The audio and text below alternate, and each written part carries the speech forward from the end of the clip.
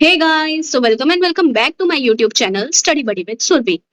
सो दोस्तों, कुछ दिन पहले आपने जरूर ये न्यूज सुनी होगी कि हमारे होम मिनिस्टर अमित शाह जी ने 3 बिल्स लोकसभा में इंट्रोड्यूस किए हैं। तो आओ जाने ये 3 बिल्स क्या क्या हैं और कंट्रोवर्सी क्या है इन बिल्स के रिलेटेड। तो हमारे होम मिनिस्टर अमित शाह जी ने इंट्रोड्यूस किए 3 bills in the Lok Sabha on Wednesday August 20th 2025 को।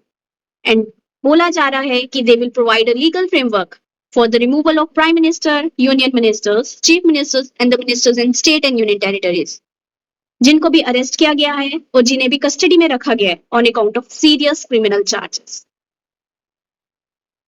इन बिल्स में बोला गया है कि जिनको भी अरेस्ट किया गया है और जिनको भी कस्टडी में रखा गया है for the consecutive 30 days on allegation of committing an offence, जो भी पनिशेबल है विद इम्प्रिजनमेंट फॉर 5 years और मोर, उनको क्या किया जाएगा, उन्हें रिमूव कर दिया जाएगा ऑफिस से by the 31st day by president, chief minister in case of state ministers, governor for the chief minister and lieutenant governor for chief minister in union territories. साथ ही साथ इस बिल में यह भी बोला गया है कि subsequently they can be reappointed on the release from their custody, क्योंकि हमारे कॉन्स्टिट्यूशन में ऐसा कोई भी प्रोविजन नहीं है कि आप मिनिस्टर को रिमूव कर पाओ जो भी अरेस्ट हुए हैं और जो भी कस्टडी में है on account of serious criminal charges. So इसी पॉइंट को ध्यान में रखते हुए हमारे अमित शाह जी ने बोला कि there is a need to amend article 75, 164 and 239 AA of the constitution. और ये क्या प्रोवाइड करेंगे, लीगल फ्रेमवर्क प्रोवाइड करेंगे for removal of the prime minister और minister in the union council of ministers and the chief minister or minister in the council of ministers of states and the national capital territory of Delhi। तो आओ जाने इन 3 bills का नाम क्या है। So the first bill is Constitution 130th Amendment Bill 2025. The next one is Government of Union Territories Amendment Bill 2025, and the last bill is Jammu and Kashmir Reorganization Amendment Bill 2025। अब हमारे अमित शाह जी ने बोला है कि it was up to the people to decide, लोग decide करेंगे whether it was appropriate for prime minister, chief minister और minister to continue running the government while in jail.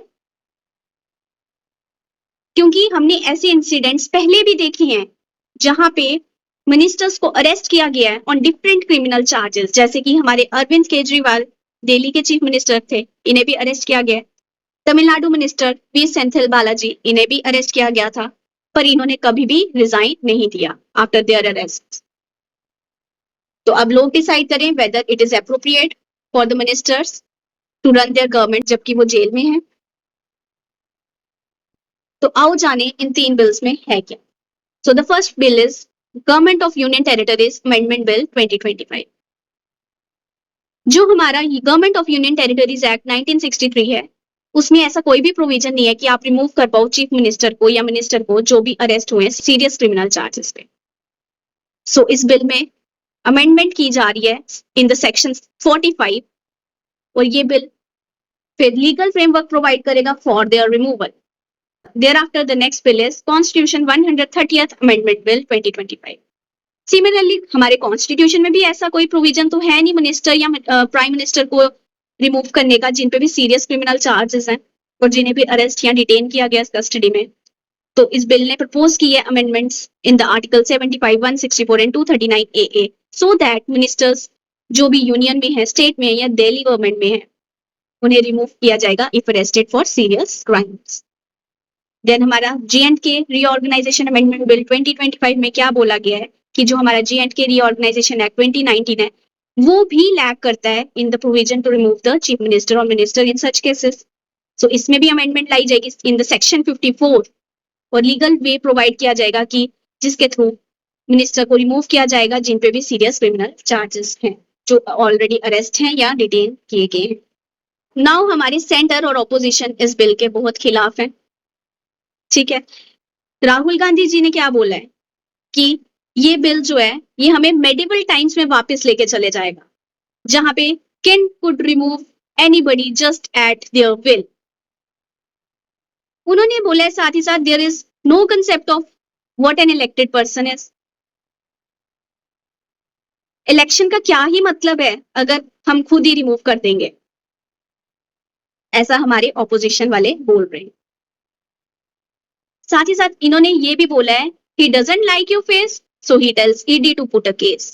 And then a democratically elected person is wiped out within 30 days. So आओ जाने अब merits क्या हैं इस bill के, जो हमारी गवर्नमेंट एडवोकेट कर रही है, गवर्नमेंट बता रही है। ऐसा बोला जा रहा है कि it will promote accountability, right. ये फिल करेगा लीगल गैप्स को, क्योंकि हमारे कॉन्स्टिट्यूशन में ऐसे कोई प्रोविजन अभी है नहीं है। और ये स्ट्रेंथन करेगा पब्लिक ट्रस्ट को भी।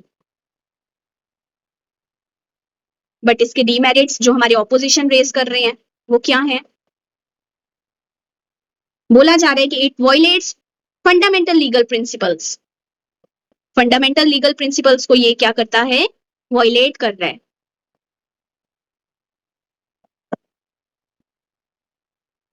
क्योंकि बोला जाता है कि a person is considered innocent until proven guilty. So ये इसको क्या कर रहा है? वायलेट कर रहा है। और साथ ही साथ बोला जा रहा है the bills could encourage misuse of investigative agencies to destabilise opposition governments through arrest. जैसे आप ईडी वगैरह की हेल्प ले सकते हो और किसी को भी रिमूव करवा सकते हो। अंडरमाइन कर रही है डेमोक्रेटिक नॉर्म्स को, क्योंकि ये बिल ओवरराइड करेगा the peoples mandate and substitute judicial processes with administrative action. And the fourth point is hasty introduction है। देयर आफ्टर कॉन्स्टिट्यूशनल कंसर्न्स भी हैं इसमें, cited as destructive to the basic structure of the constitution। और इसको accused किया गया of eroding separation of powers and encouraging executive overreach। सो ये आपके 3 बिल्स हैं जो हमारे अमित शाह जी ने टेबल किए हैं लोकसभा में। मैंने आपको होलिस्टिक कवरेज प्रोवाइड करने की कोशिश की है, एंड फर्दर कोई भी इसके रिलेटेड न्यूज आएगी तो we will share that with you also. So आप अपने कमेंट्स बताएं कि आपको क्या लगता है इन बिल्स के बारे में, and what are your views and opinions on this bill? So bye bye, take care and stay tuned for the upcoming videos.